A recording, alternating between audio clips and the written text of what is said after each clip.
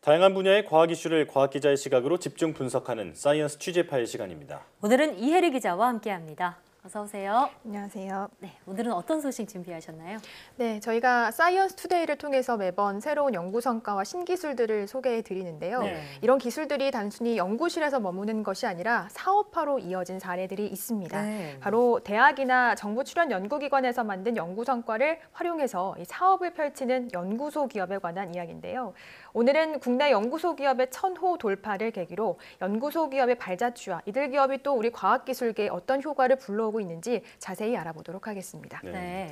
우리 사이언스 투데이도 힘을 보탠 것 같아서 좀 뿌듯한 생각이 드는데요.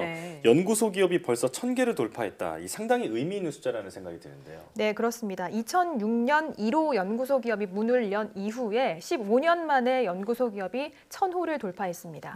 연구소 기업 제도가 시행된 이 초기, 그러니까 지난 2006년에서 13년까지 8년 동안에는 연구소 기업이 불과 46개 설립된 것에 그쳤는데 이후 제도 개선 등에 힘입어서 기하급수적으로 숫자가 늘어나기 시작했는데요.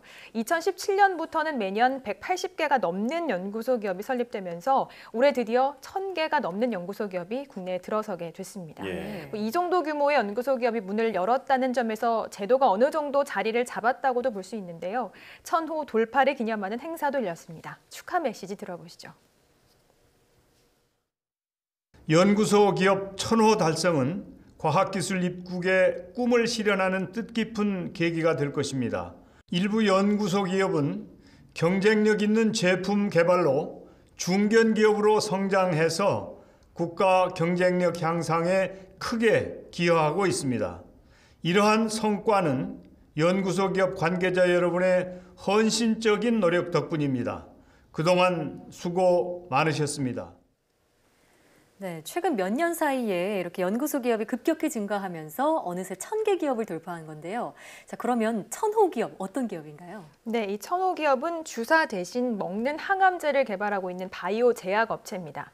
이곳은 정부 출연 연구기관인 한국생명공학연구원이 개발한 항암 물질을 이전받아서 먹는 방식으로 암세포까지 침투시키는 연구를 진행하고 있는데요.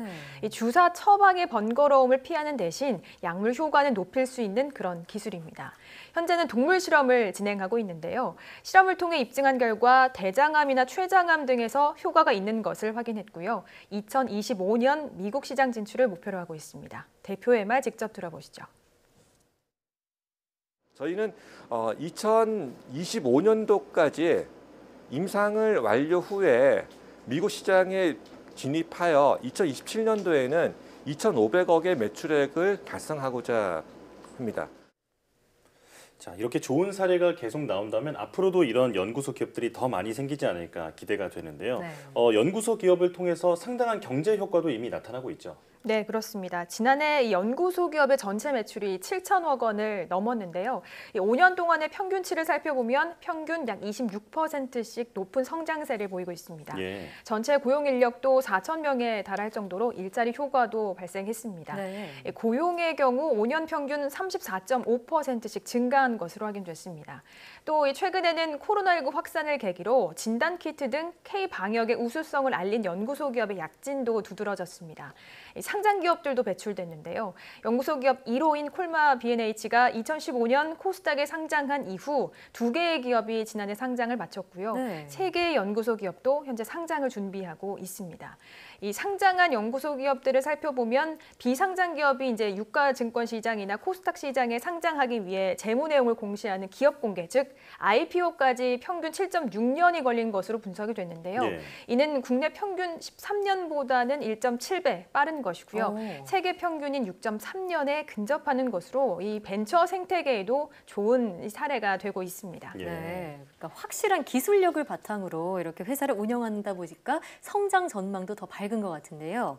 근데 이전까지는 연구소의 기술이 기업으로 단순하게 이전이 됐다면 연구소 기업은 이런 한계를 극복한 것으로 평가를 받고 있다고요? 네, 그렇습니다. 기술을 이전한 연구소가 이제 기업에 출자하는 연구소가 어느 정도 책임을 갖고 있는 그런 제도라고 보시면 됩니다. 연구소 입장에서도 기업의 성장이 중요할 수밖에 없기 때문에 기술을 넘기고 그냥 끝내는 것이 아니라 계속해서 연구 성과가 발전할 수 있도록 협력하게 되는 겁니다. 전문가의 이야기 들어보시죠. 기술이 좋아서 그 회사의 가치가 올라갔으면은 그 지분 가치가 올라가서 돈이 많아졌을 거고 그 기술이 별로 안 좋았으면은 기술이 그 이제 주식 가치가 떨어졌을 거고 네. 그런 거기 때문에 굉장히 시장 논리에 잘 작동될 수 있는 시스템이다. 그래서 결국 이런 시스템으로 저희가 이제 처음 시도해 본 건데 그런 기업이 1000개가 나왔다. 연구소나 대학의 기술을 출자 받아서 만든 기업이 1000개가 됐다. 그 의미를 말씀드리는 거거든요. 네, 이 잘 만든 기술 하나가 얼마나 큰 부가가치를 만들어낼 수 있는지 이 연구소 기업을 통해서 알 수가 있겠는데, 자, 연구소 기업이 앞으로 더 탄탄하게 성장할 수 있으려면 여러 가지 제도적인 뒷받침도 필요할 것 같습니다. 네, 그렇습니다. 우선 정부는 이 연구소 기업의 성장 단계별로 맞춤형 지원을 펼친다는 계획이고요. 네. 전용 펀드도 조성하겠다라는 비전을 밝혔는데요.